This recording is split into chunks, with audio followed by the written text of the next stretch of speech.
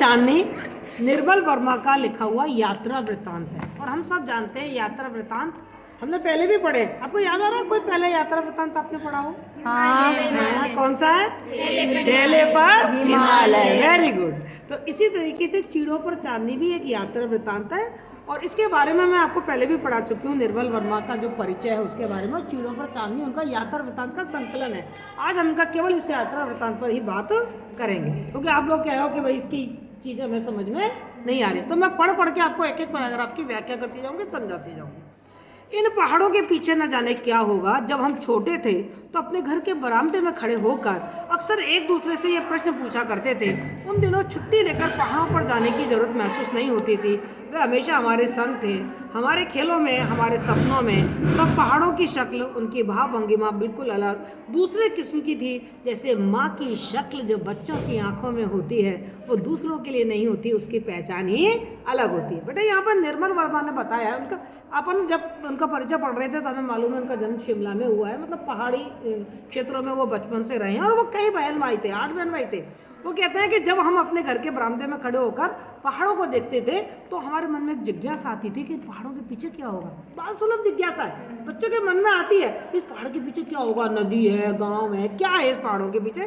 तो ये प्रश्न हम एक दूसरे से पूछा करते थे और वो ये भी बता रहे हैं कि चूंकि उस समय हम पहाड़ी एरिया में रहते थे तो उस समय ये मतलब फैशन नहीं हुआ करता था। आजकल तो एक तरीके से फैशन हो गया कि जब भी छुट्टी होती है लोग क्या करते हैं कि चलो घूमने चले, पहाड़ों पे घूमने चले। और विशेषकर हम राजस्थान के रहने वाले हैं तो यहाँ गर्मी बहुत है, तो जब भी कोई गर्मी पड़ती है तो हमारा मन करता है भाई पहाड़ों पे चलते हैं, वहाँ पे बर्फ वगैरह देखने को मिलेगी। तो वो कहते हैं उस समय हमको ये जरूरत ही महसूस नहीं होती थी क्योंकि हम तो खुद ही पहाड़ी क्षेत्रों में ही रहते थे। और वो कहते हैं हमारे सारे चाहे कोई खेल हो या सपने हो, उन सब में कौन होता था?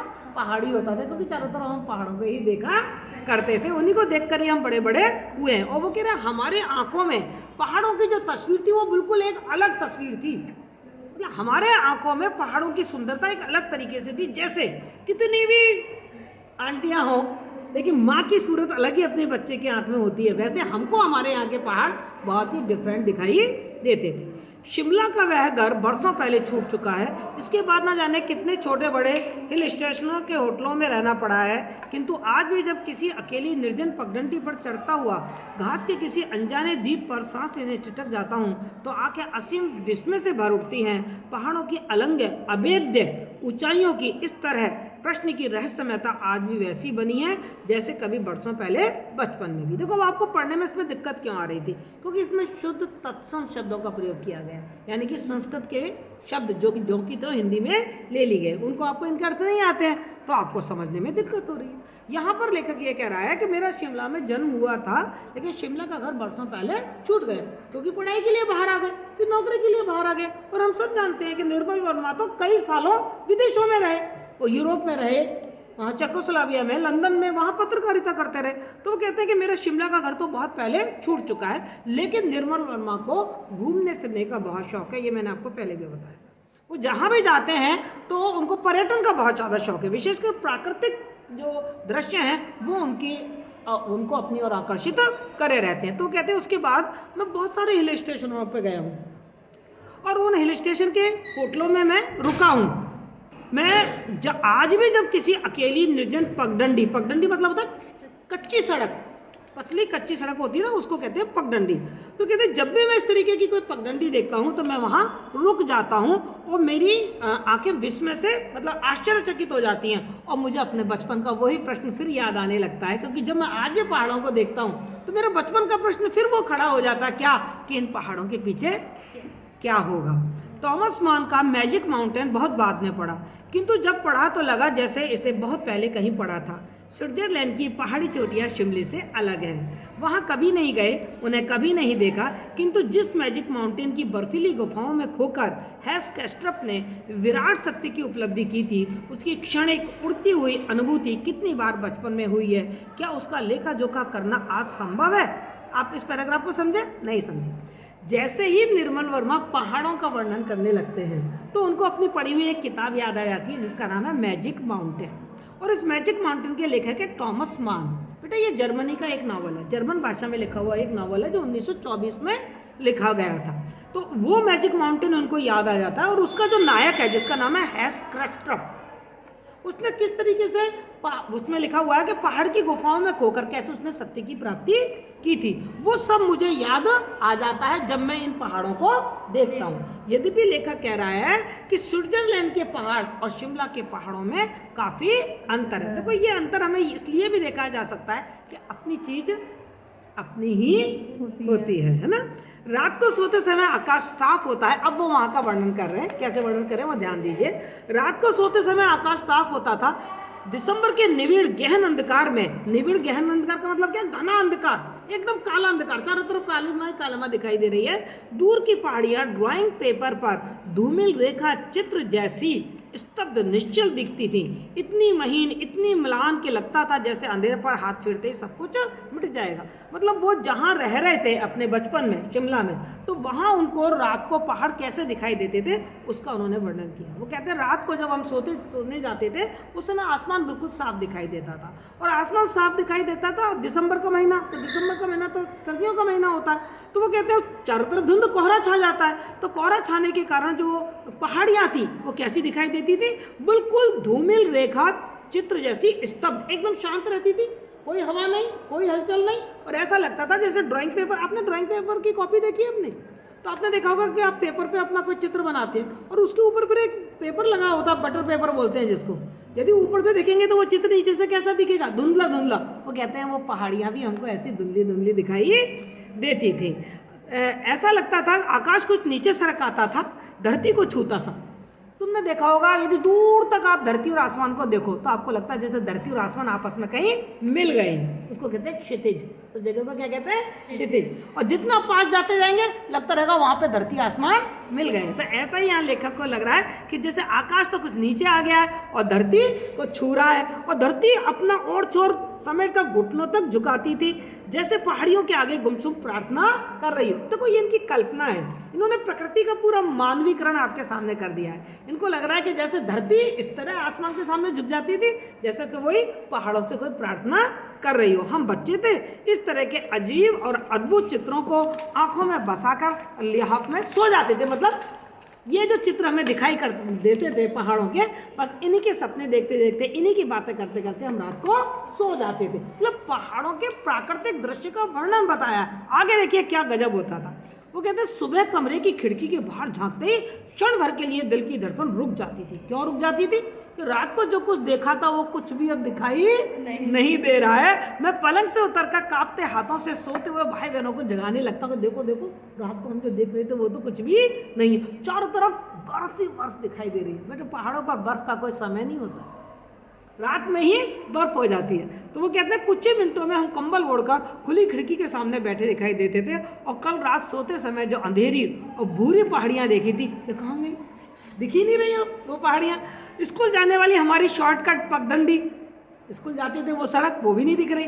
हमारा खुबानी का पेड़, खुबानी एक फल होता है, वो पेड़ भी नहीं दिख रहा है। हमें डाकखाने के पास पानी का बम्बा, ये सब कहाँ चले गए? क्योंकि सबके ऊपर क्या पड़ गई है, बर्फ पड़ गई है। बर्फ का एक सफेद सा पर्दा खिंच गया है जिसमें गड्ढे, नालियाँ, परिचित पगडंडियाँ, मकानों की छतें सब छिप गई हैं। या छिपी नहीं है, ऐसा लग रहा है जैसे उन्होंने सफेद रंग का कोई मास्क पहन लिया है और हम उनको अपनी आंखों से देखते रह जाते थे। बेटा ये पहाड़ों का सौंदर्य बताया है कि पहाड़ों का जो मौसम होता है वो बहुत बिल्कुल ही अनप्रिडिक्टेबल होता है, आप पहले से उसकी भविष्यवाणी नहीं कर पाते। ये एक मुहावरा भी है, पहाड़ों का मौसम बहुत अस्थिरता, जहाँ अस्थिरता होती है वहाँ हम कहते हैं पहाड़ों का मौसम। तो पहाड़ों का मौसम बहुत अस्थिर है। रात को सोचते तो आसमान साफ था, लग ही नहीं रहा था कि बर्फ गिरेगी, लेकिन सुबह उठे तो क्या देखा, चारों तरफ बर्फ ही बर्फ छाई हुई थी। क्या ये शिमला है? उनको लगता है ये हमारा शिमला है, ये हमारा शहर है जिसको हम रोज देखते थे, या हम भूल से कहीं और से ले आए हैं। हम नहीं जानते कि पिछली रात जब हम बेखबर सो रहे थे तो बर्फ चुपचाप गिरती रही थी। खिड़की के सामने पुराना चिर परिचित देवदार का वृक्ष था जिसकी नंगी शाखों पर रुई के मोटे मोटे गालों से बर्फ चिपक गई थी। अब देखिए वो जो बर्फ गिरी है ना, उसके सौंदर्य का वर्णन कर रहे हैं कि चारों तरफ प्रकृति पर वो बर्फ कैसी दिखाई दे रही है। फिर वो प्रकृति का मानवीकरण क्या कह रहे हैं वो, कि देवदार का जो वृक्ष है उस पर जो बर्फ जमी है, कैसा लग रहा है जैसे रुई के मोटे मोटे गालों से बर्फ चिपक गई है। उसके गालों पर जैसे बर्फ चिपक गई है, लगता है जैसे वह सांता क्लॉज हो गया है। आपने सांता क्लॉज को देखा होगा, उसकी ड्रेस को देखा होगा, जिसके बाल सन से सफेद हो गए हैं। उसके बाल कैसे होते हैं सांता क्लॉज के? सफेद बाल होते हैं। तो ऐसा लगता है कि देवदार वृक्ष क्या बन गया? सांता क्लॉज बन गया है। और टेलीग्राफ के तार बर्फ की परतों में लिपटकर मोटी सफेद रस्सियों की तरह आकाश में खिंच आए थे। और जो टेलीफोन के तार थे उन पे भी बर्फ जम गई है। तो वो ऐसा लग रहा है कि जैसे सफेद रस्सी है और आकाश से लेके दूर तक खींचे चले जा रहे हैं। हर कुछ क्षणों बाद रस्सियों पर बर्फ के आइसिकल फर में लिपटी सफेद गिलहरियों से नीचे लटक आती थी। अब देखो तार है, तार पे बर्फ जमी हुई है और धीरे धीरे वो बर्फ क्या हो रही है? नीचे लटक रही है। तो कैसा लग रहा है हमको कि जैसे ये गिलहरियां इस तार पे से नीचे खिसक आई हैं। कुछ देर बाद धूप निकल आती है। अब देखो पहाड़ का जो मौसम है कैसे पल पल बदलता है। रात को आसमान साफ था, जब सोए थे रात को बर्फ पड़ गई, सुबह चारों तरफ बर्फ ही बर्फ दिख रही है और थोड़ी देर बाद ही वहां पे क्या होता है? धूप निकल आती है। नीले चमचमाते आकाश के नीचे बर्फ से ढकी पहाड़ियां धूप सेकने के लिए अपना चेहरा बादलों के बाहर निकाल लेती हैं। देखो फिर काव्यात्मक भाषा क्या कह रहे हैं? नीले चमचमाते आकाश के नीचे बर्फ की ढकी पहाड़ियां, मतलब आसमान तो नीला है और वहां पर क्या दिख रही हैं? बर्फ से ढकी हुई पहाड़ियां दिखाई दे रही हैं। ऐसा लग रहा है, कैसा लग रहा है? जैसे कि वो जो पहाड़ियां है ना वो धूप फेंकने के लिए बाहर आ गई हूँ, आसमान से बाहर आके झांक रही हूँ। चेहरा जो बर्फ का मोजाइक है पहाड़ियों के ऊंचे नीचे पोर्ट्रेट पर टिका हुआ है। अब ये मोजाइक क्या होता है? आपने देखा है क्या? ऐसा आंगन देखा है क्या जिसमें बहुत सारी छोटी छोटी सी टाइल वगैरह लगा के उसको सजा देते हैं या उस पर फर्शी कर देते हैं, है ना? वो मोजाइक है, मतलब तरह तरह के रंग बिरंगे के या तो कांच के टुकड़े या कोई टूटी हुई टाइल्स वगैरह लगा के कलाकृति बना लेते हैं ना, उसको मोजाइक कहते हैं। तो वो कहते हैं कि जो पहाड़ियाँ हैं ना वो कैसी लग रही हैं? जैसे बर्फ की मोजाइक हों। ठीक है, दिन भर इन चोटियों पर पीले या सलेटी रंग के बादलों का मेला लगा रहता है। मेला मतलब खूब सारे बादल आते रहते हैं और उन बादलों का रंग कैसा है? या तो पीला है और या फिर सलेटी है। पाउडर पफ सा हर बादल हवा में तिरता हुआ अपने सुनहरे पंखों से बर्फ के इस मोजाइक को पहुंच जाता है। अब ध्यान करो, मैं तुम्हारे सामने एक रूपक रख रही हूँ। आप लोग पाउडर लगाते हैं चेहरे पे, तो आपके पाउडर की डिब्बी में एक पफ होता होगा। आप उस पफ से तो अपने चेहरे पे पाउडर ऐसे लगाते हो और फैला लेते हो। वो कह रहे हैं कि जो बादल है ना वो कैसे लग रहे थे? जैसे कि पाउडर का पफ हो। और वो बादल चूंकि उड़ रहे थे तो ऐसा लग रहा था जैसे वो बादल का जो पफ है ना वो उस बर्फ की पहाड़ी का जो चेहरा है मोजाइक उसको बार बार साफ कर रहा हो। बर्फ और बादलों का ये चिरंतन खेल, मतलब हमेशा चलने वाला खेल, नारकंडा उन्होंने और जगह की भी याद आ गई। ये केवल शिमला में नहीं होता है, ये नारकंडा में भी होता है, डलहौजी में होता है, शिमला हर जगह देखा है। किंतु गुलमर्ग की उस चांदनी रात में जो भूले से अचानक देखा था वह आज भी नहीं भूल पाया। अब लेखक यहाँ पर बात शिमला की कर रहा था। शिमला की बात करते करते उसको नारकंडा, डलहौजी सब जगह की बात याद आ गई। फिर उन्हें गुलमर्ग की याद आती है जो कश्मीर का एक जगह है गुलमर्ग। वहाँ की याद आती है कि वहाँ जो मैंने देखा चांदनी का खेल रात में, वो मैंने आज तक वो सुंदरता मैंने कभी नहीं देखी है। क्या हुआ था वहाँ पर? ध्यान दीजिए, मतलब गुलमर्ग की घटना वो बता रहे हैं। वो कह रहे शुरू अप्रैल के दिन थे, हवा में चाकू की पैनी धार सा तीखापन था, यानी कि जो हवा थी बहुत ठंडी थी, तीखी सी जाकर हमको ऐसा लगता था जैसे चीर कर चली जाएगी। टूरिस्टों का तांता अभी आरंभ नहीं हुआ था। जिस कमरे में मैं ठहरा था उसके अलावा होटल में सब कमरे खाली थे। आधी रात अचानक हवा का वेग तेज हो गया। मैं दरवाज़ा बंद करने उठा हूँगा, लेकिन आंख खुलते ही मेरे भीतर एकाएक सब कुछ शांत निस्पंद सा हो गया। क्यों? क्योंकि वो दरवाज़ा बंद करने के लिए उठे और सामने उनको वो प्रकृति का दृश्य दिखाई दे गया, तो वो तो दरवाज़ा बंद करना ही भूल गए। चारों ओर एक घना सा सन्नाटा सा घिराया था। कभी कभी खाली कमरों के दरवाजे, खिड़कियां और हवा के झोंकों से खड़खड़ा उठते थे और फिर सब कुछ छोटी बड़ी जानी अनजानी आवाजें एक अथाह शांति में डूब जाती थी। कमरे में हल्की फीकी सी चांदनी बिखर आई थी। दरवाजा खुला था ना, तो बाहर की जो चांदनी है वो उनके कमरे में आ गई थी। खिड़की के पार बीच के तरल अंधेरे को लांघती हुई खिलन मर्ग की हिमाच्छादित मतलब हिम से ढकी हुई जो चोटियों पर मेरी निगाह जा टिकी। अब आंखें खुली हुई थी, आँख खुली गई थी, खिड़कियां खुली हुई थी, तो उन्होंने खिड़की से देखा अंधेरे को पार करती दूर उनको क्या दिख रही है? खिलन मर्ग की एक पहाड़ की चोटी दिखाई दे रही है जिसमें बर्फ जमी हुई है। चांदनी की छुई मुई से झिलमिलाते कण ऊपर से नीचे तक बर्फ पर फिसल रहे थे। अब केवल बर्फ दिखाई नहीं दे रही है उनको, वो बर्फ के ऊपर आसमान में चांद खिला हुआ है, तो चांद की जो चांदनी है वो उस बर्फ पर पड़ रही है, तो उसकी सुंदरता हमें दिखाई दे रही है। ऐसा लग रहा है जैसे चांदनी के जो कण हैं वो बार बार बर्फ पर फिसल रहे हों। सब कुछ एक दूसरे में सिमट आया था, लगता था जैसे संगमरमर के सफेद चूरे की हल्की हल्की सी बारिश हो रही हो। कैसा लग रहा था? छोटी छोटी जो बर्फ है उसकी बूंदें बर्फ गिर रही थी, तो ऐसा लग रहा था जैसे संगमरमर का कोई सफेद चूरा है वो झर रहा हो। एक पीला उजला सा आलोक होटल के बाहर पोलो ग्राउंड की घास पर फैलता हुआ हवा में बार बार कांप उठता था। मतलब उधर तो चांदनी की जो उजली किरणें हैं वो बर्फ पे गिरती हुई दिखाई दे रही थी, और ऐसा लग रहा था जैसे संगमरमर का चूरा बरस रहा हो, और इधर उनको अपने होटल का जो उनका पोर्च था उस पोर्च में उनको पीली पीली रोशनी दिखाई दे रही थी। बल्ब की रोशनी कैसी होती है? पीली होती है। बादल, बर्फ और चांदनी तीनों के अलग अलग रंग थे। बादल का अलग रंग था, बर्फ का अलग रंग था और चांदनी का अलग रंग था, और ये तीनों रंग मिलकर वो कहते हैं ऐसी मायावी, इतना सौंदर्य उन्होंने चारों तरफ बिखेर दिया था कि मैं उस सौंदर्य में खो गया। ऐसा लगा जैसे किसी मायावी संगीत के चमकीले सुरों ने समस्त वन्य स्थल को अपने स्वप्निल निस्पंद पंखों के भीतर समेट लिया हो। जैसा कोई संगीत का जादू हो और उस संगीत के जादू ने अपने पंखों में पूरे पहाड़ी क्षेत्र को घेर लिया हो। जैसे चांदनी के रेशमी डोरों से खिंचती हुई खिलनमर की बर्फीली पहाड़ियां होटल के कमरे के पास तक सरक आई हों। कैसा लग रहा है उनको? जैसे वो चांदनी की जो किरणें हैं ना, उन किरणों ने खिलनमर की पहाड़ियों को मेरी खिड़की तक ला दिया हो। मतलब बिल्कुल पास में ही वो पहाड़ियां मुझे दिखने लगी, और मुझे ऐसा लगा कि जैसे मैं खिड़की से हाथ बाहर निकालूंगा और उन पहाड़ियों को छू लूंगा। पहाड़ों पर चांदनी का यह अद्भुत मायाजाल मैंने पहली बार देखा। कहाँ देखा था उन्होंने? ये गुलमर्ग में। कौन सी पहाड़ियाँ थी? खिलनमर्ग की पहाड़ियाँ। अलौकिक विस्मय से मेरी आंखें अनायास मुंद गई। उस रात मुझे लगा था कि पहाड़ों से भी सांप की आंख जैसा एक अविस्मृत जादुई सम्मोहन होता है।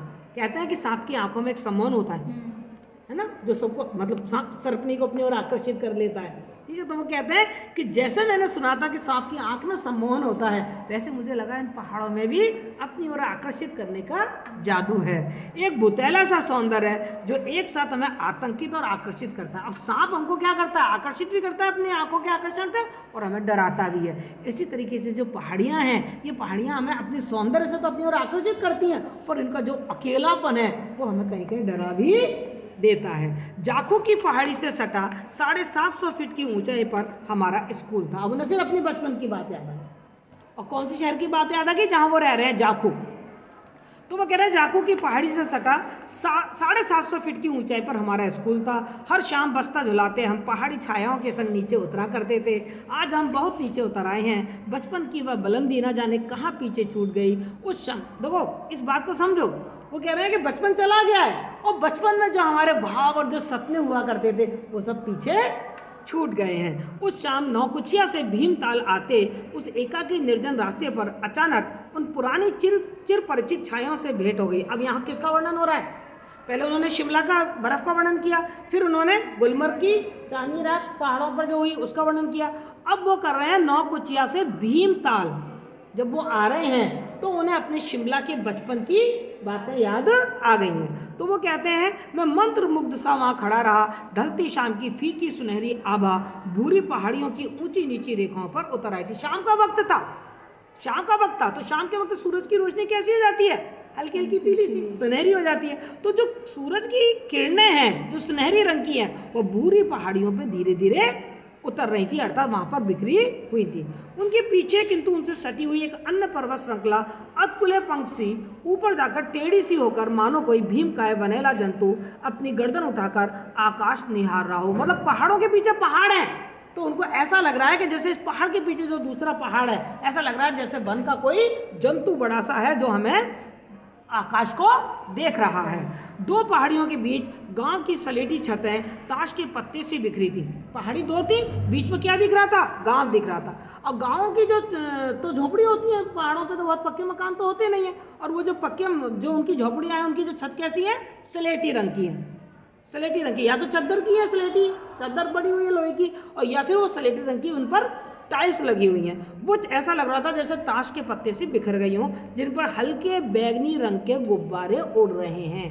अब लेखक को यहाँ पर महसूस हो रहा है कि हल्के बैंगनी रंग के गुब्बारे उड़ रहे हैं। क्या वास्तव में गुब्बारे हैं ये? नहीं, ये हल्के बैंगनी रंग के गुब्बारे क्या हैं? देखिए, बादल हैं। कैसे? आगे उन्होंने बताया ये गुब्बारे पहली दृष्टि में बादल लगते हैं, किंतु एक टक देखने से लगता है मानो उनके भीतर से मैली रेत के धुंधले किंतु तीखी रेखाओं से युक्त पिरामिड उभरने लगे हैं। नीले पिरामिड आकाश, बादल और हवा से मिलकर ये पिरामिड चित्रित हुए हैं। शाम की धूमिल छायाओं ने इन्हें जन्म दिया। भाई जब शाम हो जाती है तो चारों तरफ कुछ स्पष्ट तो दिखाई नहीं देता, धुंधला धुंधला सा दिखाई देता है। तो वो कहते हैं आकाश, बादल और हवा, इन सबसे मिलकर वहाँ पर जो बादलों के पिरामिड से निकल आए हैं और जो गाँवों की जो मकान है उनकी छतें हमें पिरामिड के रूप से दिख रही हैं। और गाँवों में इस समय चूहे जल गए होंगे, तो चूहे जल गए होंगे तो उसमें से भी धुआं निकल रहा होगा। वो सब मिलकर ऐसा लगा जैसे कोई बैंगनी कलर के गुब्बारे वहाँ उड़ रहे हों।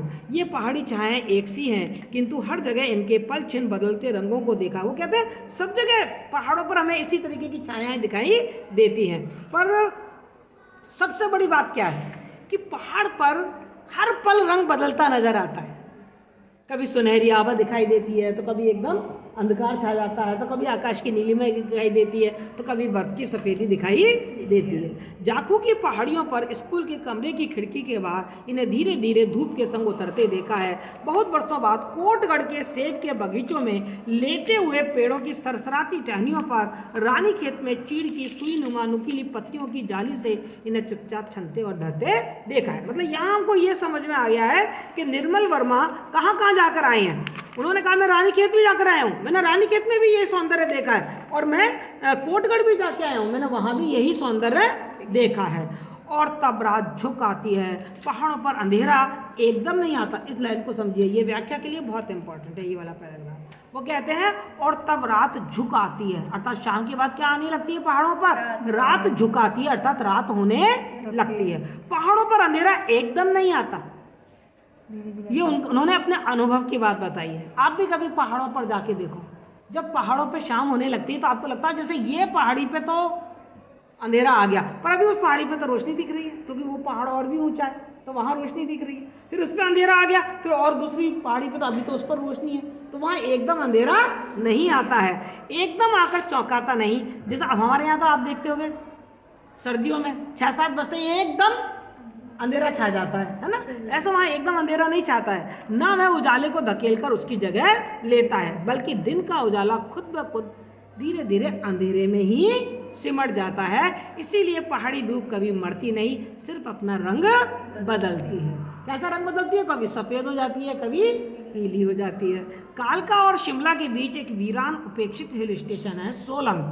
देखो, उन्होंने रानी खेत की बात करी, उन्होंने कोटगढ़ की बात करी, उन्होंने गुलमर्ग की बात करी, उन्होंने किलनमर्ग की बात करी, उन्होंने शिमला की बात करी, और अब वो बात कर रहे हैं सोलन की। वो कह रहे हैं कालका और शिमला के बीच में जाते हैं तो एक सोलन स्टेशन पड़ता है। और मैं सही बताऊँ ना, इस स्टेशन को यदि आप देखोगे ना तो ऐसा कुछ ज़्यादा है नहीं, पर छोटी सी मतलब सब कुछ छोटा छोटा सा है। वहाँ पर देखने में बड़ा मज़ा आता है, बहुत छोटे छोटे से घर हैं, और बिल्कुल आपकी जो रेलवे लाइन है ना वो भी बहुत छोटी है, मतलब वो मीटर गेज भी नहीं है, मीटर गेज से भी एक नैरो गेज होती है, नैरो गेज है, और छोटी सी जैसे बच्चों की रेलगाड़ी होती है ना वैसे रेलगाड़ी चलती है, छोटे छोटे से स्टेशन है, देखने में भी मतलब बहुत अच्छा लगता है। तो वो कह रहे हैं कि अंग्रेजों के ज़माने की कुछ कोठियाँ और बंगले यत्र तत्र मिल जाते हैं। वहाँ पर पहले अंग्रेज रहा करते थे, अब अंग्रेज नहीं है, तो उनके बंगले और कोठियाँ टूटे फूटे से पड़े हैं, कोई ज़्यादा डेवलप नहीं है, खाली हैं, उजाड़ हैं, जिनके आगे टूलेट की टूटी फूटी तख्तियाँ झूल रही हैं, यानी कि किराए के लिए खाली।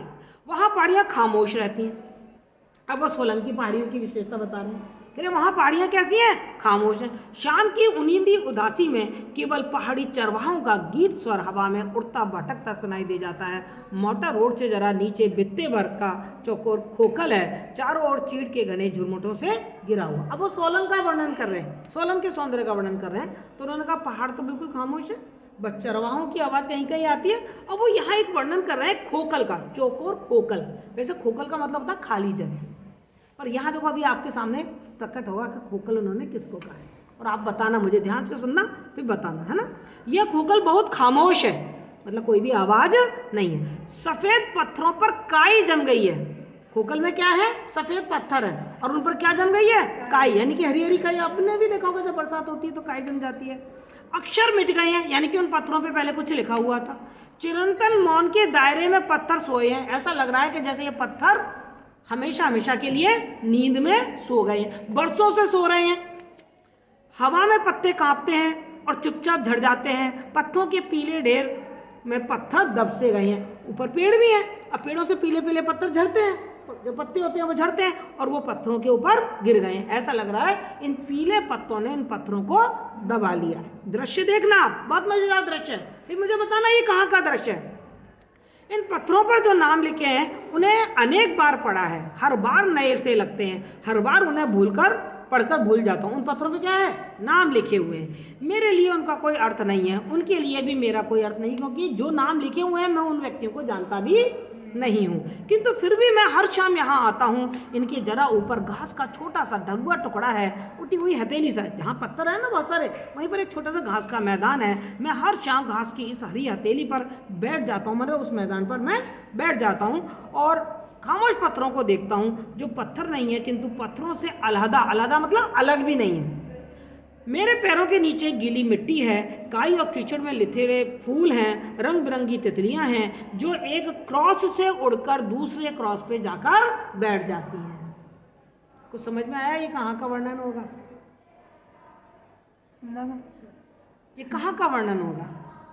ये कौन सी जगह है जहाँ पत्थर है, पत्थरों पे कुछ नाम लिखे हुए हैं और उनके ऊपर पेड़ के पीले पत्ते आकर झड़ गए हैं, पत्थर सोए हुए हैं, उन पत्थरों पे क्रॉस लगे हुए हैं, तितलियां एक क्रॉस से उड़कर दूसरे क्रॉस पे चली जाती है। कौन सा दृश्य आपके सामने आ रहा है? क्या दृश्य आपके सामने आ रहा है? कभी आपने ईसाइयों के कब्रिस्तान देखे हैं? तो फिर बोला क्यों नहीं? बार बार आपकी आंखें कर रही है पर आप बोल नहीं पा रहे। बोला करो बेटा, गलती तो होगा, इससे ज्यादा क्या होगा। तो ये कब्रिस्तान का दृश्य है जो उन्होंने हमारे सामने रखा है। क्रॉस पे क्रॉस, हाँ, तो क्रॉस लगा रहता है ना उनमें। हवा में एक तेज तीखी खुशबू सी फैलती लगती है। ये फूलों की नहीं, पत्थरों की खुशबू है। ये गंध सड़ते हुए पत्तों की खुशबू से मिलती है, उस गंध से मिलती है जो किसी पुरानी पेंटिंग के उखड़े बासी रंगों से आती है। लगता है जैसे पेड़ों की छायाओं के संग पत्थरों का यह मंच धीरे धीरे हिल रहा हो। पीछे पहाड़ियों के एम्फी थिएटर के में किसी के पैरों की थाप झाड़ियों के बीच सरसराती सी सुनाई जाती है और उसकी गूंज चारों दिशाओं में खटखटाकर पहाड़ी हवा में गुम हो जाती है। ये अजीब सा यात्री कौन है जिसकी पच्चाप हमेशा पहाड़ियों में सुनाई देती है? वो कहते हैं वो कौन है जो मतलब हमेशा पहाड़ों में जिनकी आहट सुनाई देती है? क्या वो चांदनी है? क्या वो पहाड़ की हवा है? या वो कब्रिस्तान में मृत्यु? ठीक है। और तब अचानक ध्यान भटक जाता है। बरसों पहले एक शाम स्मृति पट पर झलक आती है, फिर इन्हें कहीं और चीज की याद आ जाती है। अब क्या याद आ रहा है देखिए आप। 9000 फीट की ऊंचाई पर नारकंडे का एक डाक बंगला एक नन्हे घोंसले सा पहाड़ की चोटी पर टिका हुआ है। अब उन्हें कहाँ की याद आ गई? नारकंडे की। और नारकंडे में वो कहाँ ठहरे हुए हैं? डाक बंगले में। और डाक बंगला कहाँ बना हुआ है? पहाड़ की चोटी पर। और ऐसा लग रहा है कि जैसे पहाड़ की चोटी पर कोई घोंसला हो, ऐसा वो दिखाई दे रहा है। वो कह रहे हैं अभी बस से उतरा हूँ और बरामदे में बैठकर कॉफी पी है। डाक बंगले के जरा नीचे बसों के अड्डे के पास किसी पहाड़ी देवता का मंदिर है। मंदिर के चारों ओर लाल नीले हरे रंग के चिथड़े टंगे हैं जो दिन रात हवा में फरफराते रहते हैं। डाक बंगले के चौकीदार ने मुझे बताया कि हर यात्री किसी पुरानी प्रथा के अनुसार अपना कोई कपड़ा इस मंदिर को भेंट कर जाता है। समझ में आ गया? वो चिथड़े कौन है? वो कपड़ा भेंट कर जाता है, धीरे धीरे हवा चल चल के वो कपड़ा फट जाता है और चिथड़े में बदल जाता है। इन्हीं कपड़ों को मंदिर की दीवारों के चारों ओर लटका दिया जाता है। किंतु कुछ ही देर में हवा में फड़फड़ाते इन चिथड़ों को अंधेरे ने निगल लिया, अर्थात अंधकार छा गया। रात हो गई। मोटर रोड के दाईं और प्रीस्ट हाउस की ढलुआ छत के ऊपर हंसिया चांद उगाया। अब रात का सौंदर्य का वर्णन करें। हंसिया, हंसिया जानते हैं आप लोग? तो अरे सब्जी वब्जी काटते हो हंसिये से, तो कैसा होता है वो? अर्धचंद्राकार होता है ना। तो कहते हैं कैसा चांद उगाया? उसका आकार कैसा था? जैसा हंसिया हो। हंसिया समझ गए आप? बिल्कुल अर्धचंद्राकार जैसा होता है, तो ऐसा आधा चांद उगाया। ये देखो लेखक की खूबसूरती यही होती है कि वो कैसे तुलना करते हैं हर चीज की, है ना। किंतु दूर पहाड़ियों पर धूप अभी भी रेंग रही है। देखो रात हो गई है, चांद उगाया है, लेकिन दूर की पहाड़ियों पर मुझे ऐसा लग रहा है जैसे अभी भी वहां पर धूप है। और वहां धूप है, हम भी जानते हैं। सूरज का अस्त होना क्या है? सूरज कहीं खत्म हो जाता है क्या? हम भी जानते हैं कि हमारी पृथ्वी चक्कर काट रही है, तो सूरज जब ओट में हो जाता है तो हम कहते हैं शाम हो गई है, लेकिन दूर पहाड़ियों पर वो सूरज की रोशनी अभी भी बिखर रही है। एक क्षण के लिए पता नहीं कि 9000 फीट की ऊंचाई पर जो पीला आलोक सिमट आया है वह मिटते सूरज की रश्मि रेखा है या उगते चांद की हलदावा। मतलब अब वो पहाड़ियों पर मुझे पीली पीली रोशनी दिखाई दे रही है, पर मैं ये निर्णय नहीं कर पा रहा कि ये सूरज की रोशनी है या चंद्रमा की चांदनी है। हालत मतलब पीली, है ना। पश्चिमी आकाश में कोहरे के ऊपर अंधेरा अलग था, बादल अलग थे, दोनों के बीच सुंदरी रंग की लंबी विशालकाय वेल मछली सी रेखा खिंचाई थी। वो क्या कह रहे हैं कि पश्चिमी आकाश में कोहरे के ऊपर अंधेरा था और अंधेरे के बाद बादल भी अलग से थे, और उन बादल और अंधेरे के बीच में एक मुझे क्या दिखाई दी, वो कह रहे हैं एक विशालकाय सिंदूरी रंग की आभा दिखाई दी, रोशनी दिखाई दी जो चंद्रमा की ओर उससे निकली है। वो कह रहे मुझे ऐसा लगा जैसे कोई ये वेल मछली हो, और किंतु कुछ ही क्षणों में ये मछली हवा में घुल गई, अर्थात वो रोशनी खत्म हो गई, हवा चली और वो बादल उड़ गए। जो सिंदूरी रंग के से बादल थे वो उड़ गए। लगता है जैसे रात ऊपर से नीचे नहीं बल्कि नीचे घाटियों की अतल गहराइयों से निकलती हुई ऊपर आकाश की ओर जा रही थी। अंधकार कैसे हो रहा था? ऊपर तो रोशनी थी पर ऐसा नीचे अंधेरा था, तो धीरे धीरे रात बढ़ रही थी, तो ऐसा लग रहा था जैसे नीचे घाटियों में जो अंधेरा है ना वो धीरे धीरे ऊपर बढ़ रहा हो, और पहाड़ की जो ऊपर जो रोशनी दिखाई दे रही थी वो धीरे धीरे कम होती जा रही थी। धुंध के छोटे छोटे रेले धूप और चांदनी दोनों को ही अपने में समो लेते थे। चारों तरफ धुंध है, लेकिन क्या लग रहा है, कहीं तो उन्हें धूप दिखाई दे रही है अभी तक सूरज की, और कहीं उन्हें चंद्रमा की चांदनी। उन दोनों को उन्होंने अपने अंदर समा लिया। डाक बंगले के लंबे कॉरिडोर का दूसरा सिरा दिखाई नहीं देता था। कैसे दिखाई देगा? चारों तरफ तो धुंध छाई हुई है।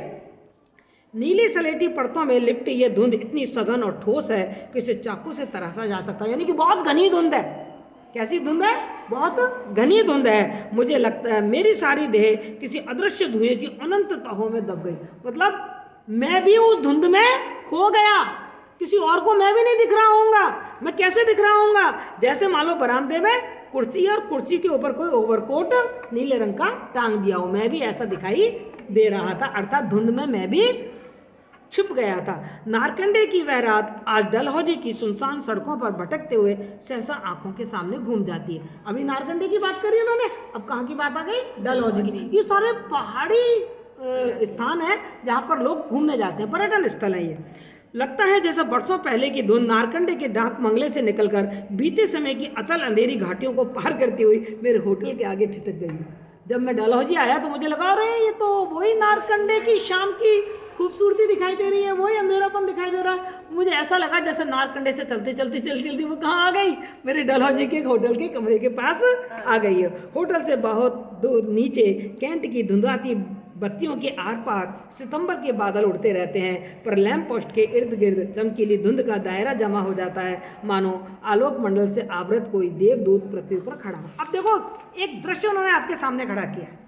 पहाड़ी एरिया है और जो लेखक है वो अपने होटल में ऊपर पहाड़ के जो भी होटल है उसमें ठहरा हुआ है। नीचे सड़क पर उसको लैंप पोस्ट दिखाई दे रहा है, स्ट्रीट लाइट, और जो स्ट्रीट लाइट है उसके चारों तरफ क्या है? धुंध छा गई है, कोहरा छा गया है। तो वो उसको कैसा दिखाई दे रहा है? कैसे दिखाई दे रहा है? जैसे कि आलोक मंडल से आवृत कोई देवदूत खड़ा हो। जो लैंप पोस्ट है, जो बिजली का खंभा है, वो उसको एक देवदूत सा दिखाई दे रहा है। और आपने देखा होगा जो देवदूत होते हैं, देवता होते हैं, उनके चारों तरफ एक आभा मंडल बना होता है। तो ऐसा लगा कि जैसे लैंप पोस्ट के चारों तरफ जो धुंध है ना, वो तो आभा मंडल है, लैंप पोस्ट खुद क्या बन गया? देवदूत जैसा बन गया। किंतु रात की यह धुंध हमेशा ही नहीं रहती, पहाड़ों पर सुबह भी होती है। ये हमेशा नहीं था, जैसे सुबह होती है तो सब कुछ खत्म हो जाता है। अब बात आ गई उनके सामने भीमताल। भीमताल हमारे मकान के पिछवाड़े पहाड़ी पर धूप धीरे धीरे नीचे उतरती है। दूध सी धवल कोमल किरणों के शुभ्र आंचल में ओस में भीगी घास, पत्थर, जंगली फूल झिलमिलाते हैं, और कुछ ही देर में ये किरणें हमारे मकान की लाल टीन की छत को छू लेंगी और नीले झील के पानी में उतर जाएंगी। देखो अभी तक हमने पहाड़ों के रात्रि का सौंदर्य देखा, वहाँ की बर्फ का सौंदर्य देखा, वहाँ की शाम का सौंदर्य देखा। अब देखिए आप पहाड़ पे सुबह कैसी होती है। तो वो कह रहे हैं सुबह कैसी होती है कि जैसे दूध सी धवल कोमल किरणों के शुभ्र माने पवित्र आंचल में ओस। सुबह के समय क्या होता है? ओस होती है चारों तरफ, और हमारी घास वगैरह तो ओस जम जाती है। तो ओस से भीगी घास, पत्थर, जंगली फूल झिलमिलाते हैं, क्योंकि वो जो ओस की बूंदें हैं वो सूरज की रोशनी में क्या हो रही हैं, झिलमिला रहे हैं। ऐसा लग रहा है जैसे घास, पत्थर और फूल सब लोग झिलमिला रहे हों। और वो कहते हैं कि धीरे धीरे अभी ये धूप उतरेगी, हमारे मकान की छतों को छुएगी, और फिर जो झील है पास में, भीमताल, ये एक झील है, वो उसमें चली जाएगी, मतलब उसकी सतह पर भी वो झिलमिलाने लगेगी। मंदिर के घेरे से जरा दूर झील के पश्चिमी कोने में एक छोटा सा टापू है, उसके बीचों बीच पेड़ों का हरा पीला झुरमुट है, जिनकी मटियाली छायाएं दिन भर झील के पानी में तिरती रहती हैं। किनारे पर 3-4 नौकाएं खड़ी रहती हैं, पर्यटकों को द्वीप तक ले जाती हैं और फिर उन्हें वापस किनारे पर पहुंचा देती हैं। बता दिया, एक स्थान है भीमताल में, झील है, झील के बीच में एक छोटा सा आइलैंड बना हुआ है, टापू मतलब आइलैंड, चारों तरफ से पानी से घिरा हुआ है, और वो आइलैंड पे पेड़ वेड़ है, सुंदर है बहुत जगह, और किनारे पर बहुत सारी नावें खड़ी हुई हैं। जो लोग आते हैं नाव में बैठते हैं, टापू पर जाते हैं, सैर करते हैं, वहाँ का सौंदर्य देखते हैं और वापस आ जाते हैं। टापू, अब टापू की सुंदरता बताई उन्होंने, आइलैंड की। टापू पर पके गूलर गिरते हैं, यानी कि वहाँ पर गूलर का पेड़, आपने देखा होगा गूलर का मीठे मीठे से फल होते हैं उसके, हाँ, उसकी जड़ें भी बहुत नीचे नीचे तक लटकती रहती हैं। तो कहते हैं गूलर के जो फल होते हैं वो पके हुए, जैसे वो फल पक जाता है पेड़ का, वो नीचे गिरता है, टप टप पानी भागता है, और जैसे वो झील में गिरता है तो हमें क्या लगता है, जहां पर वो फल गिरेगा वहीं से पानी इधर उधर हो जाता है। किसी अदृश्य निधि की खोज में उर्मियाँ, उर्मियाँ मतलब लहरें, लहरें उठती हैं, दौड़ती हैं, छोटे छोटे बूंदों से झील के सांवले गालों पर झूलती हैं और फिर गुम हो जाती हैं। ये जो झील में लहरें उठ रही हैं उसके सौंदर्य का वर्णन उन्होंने किया है। झील का रंग कैसा है अभी, सांवला, क्योंकि वहां छाया जा रही है, अभी सूरज की रोशनी नहीं गई है, इसलिए झील का रंग कैसा दिखाई दे रहा है, जैसे कोई सांवला सा है, और उस पर जब वो गूलर के फल गिरते हैं तो लहरें उठने लगती हैं। हमारे मकान नीचे दलदल है, कुछ हमारे मकान के नीचे होना चाहिए। कुछ दिन पहले यहाँ झील का जल था, जिसे अब हल्द्वानी और अन्य निकटवर्ती स्थानों के लिए जहाँ जल की कमी है खींच लिया गया है। जब हम यहाँ आए थे तब दलदल गीली थी, पाँव रखते ही नीचे धंस जाती थी, हम घुटनों तक नीचे कीचड़ में फिसल जाते थे, किंतु अब पिछले 2-3 दिनों से कीचड़ का पानी सूख गया है। अब यहाँ बड़े बड़े चौकोर केक से काली मिट्टी के टुकड़े उभर आए हैं। जब सोचिए अब गीली मिट्टी हो, और गीली मिट्टी जब सूख जाती है तो दरारें पड़ जाती है ना, तो बीच चीज़ में क्या लगता है, जैसे केक से उभर आए हों। जहाँ तहाँ गाय, भैंस, बकरियों के खुरों के निशान दिखाई दे रहे हैं, क्योंकि वो जानवर यहाँ से गए हैं तो गीली मिट्टी पर उनके पैरों के निशान पड़ गए। ये उन्होंने अपने घर की बात बताई है कि मेरे घर के नीचे पहले क्या था। सामने छोटे से बाजार के आगे बसों का अड्डा है। भोवाली, नैनीताल, नौकुचिया, काठगोदाम को जाते हुए बसों का सोया सा हॉर्न झील पार करता हुआ हम तक पहुंच जाता है। हम जान गए हैं कि किस समय अमुक बस कहाँ जा रही है। मतलब छोटा सा शहर है तो हमें सब समझ में आ जाता है छोटे से शहर में कि कौन सी बस कितने बजे कहाँ के लिए जाती है। सुबह, दोपहर, शाम के पलछिन बदलते रंगों के संग झील अपना आवरण उतारती रहती है। अब ये झील का रंग बदलता रहता है, तो झील का रंग वास्तव में बदलता है क्या? पर जब अंधेरा होता है वो परछाई झील में पड़ती है तो झील का रंग कैसा हो जाता है, काला। जब धुंधला धुंधला होता है, परछाई पड़ती है तो झील का रंग कैसा हो जाता है, सांवला सा हो जाता है। जब सूरज उगता है तो सूरज की रोशनी उसमें पड़ती है, झील का रंग कैसा होता है, चमकीला। जब शाम होती है तो पीली पीली स्वर्ण किरणें होती हैं, वो जब झील में पड़ती हैं तो उसका रंग कैसा हो जाता है, सुनहरा। तो ऐसा लगता है कि जब झील अपना आवरण बदल रही है, कभी कैसा रंग कभी कैसा रंग उसका हो जाता है। निरावृत होकर मतलब कोई उसके ऊपर आवरण नहीं है। स्तब्ध भाव से चारों ओर झांकती है झील का, फिर मानवीकरण कर दिया। ऐसा लगता है कि झील जैसे चारों तरफ झांक रही हो और फिर सबकी आंख बचाकर धीरे से चुपचाप नया रंग ओढ़ लेती है।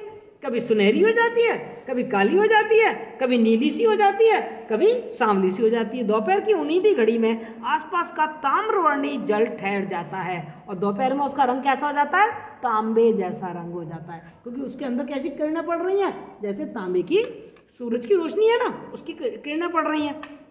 केवल बीच में एक लंबी शहतीर सी चमचमाते पारे की लहर ताल को दो उजली फांकों में काटती हुई दूर तक फिसल जाती है और ऐसा लगता है जैसे झील के भी दो हिस्से हो गए हों। क्योंकि देखो पहाड़ का सौंदर्य देखो, कहीं रोशनी है और कहीं तो सूरज दिख रहा है, तो सूरज की रोशनी पहाड़ पे गिर रही है, और वही पास में कोई पहाड़ है तो वहाँ छाया हो गई, तो सूरज की रोशनी भी पड़ रही है और पहाड़ की छाया भी पड़ रही है। तो झील कैसा लगा, जैसे दो हिस्सों में बट गई हो। झील के कितने चेहरे हैं या चेहरा एक ही है, केवल भंगिमाएं बदलती रहती हैं। लेखक के मन में आता है कि झील क्यों बार बार अपना रंग रूप इतना बदलती है। मतलब चेहरा तो एक ही है पर बार बार अपना रूप बदल देती है। धूप ने जाल डाला है, चमकीले मुलायम मछलियों सी लहरें जाल के तंतुओं से खेलती हैं, फंसती हैं और फिसल जाती हैं। यहाँ मछलियों की बात है, मछलियाँ नहीं हैं, यहाँ है सूरज की किरणें जो कि झील में जाकर पड़ रही हैं। पूरी रात होने के कुछ क्षण पूर्व झील के दो चेहरे हो जाते हैं, एक हंसता हुआ और एक सोया हुआ। हंसता हुआ कौन सा? जहाँ पर सूरज की किरणें पड़ रही हैं। सोया हुआ कौन सा? जहाँ पहाड़ की छाया पड़ रही है। पानी बढ़ जाता है, आधा जल गहरा हरा और कहीं कहीं श्यामल और आधा जल सफ़ेद, जैसे किसी ने चूने का चिट्टा चूरा पानी में खोल दिया हो। अंधेरा बढ़ते बढ़ते यह सफ़ेदी धीरे धीरे झील के श्यामल हिस्से को अपने में ढांक लेगी। अब रात होगी तो धीरे धीरे जो अंधेरा है वो पूरी ही झील पर छा जाएगा और झील का रंग आकाश के रंग से मिल जाता है, क्योंकि इस समय आकाश भी कैसा है? काला है। और झील का रंग भी कैसा हो जाएगा? काला, क्योंकि झील में पानी है और पानी का अपना कोई रंग होता नहीं है। पानी में तो जो रंग की छाया पड़ जाए उसका रंग वैसे ही हो जाता है। मानो आसपास की पहाड़ियों के बीच आकाश का ही एक टुकड़ा चारों तारों समेत नीचे आकर औंधा पड़ गया हो। अब उन्होंने झील की तुलना किससे की है?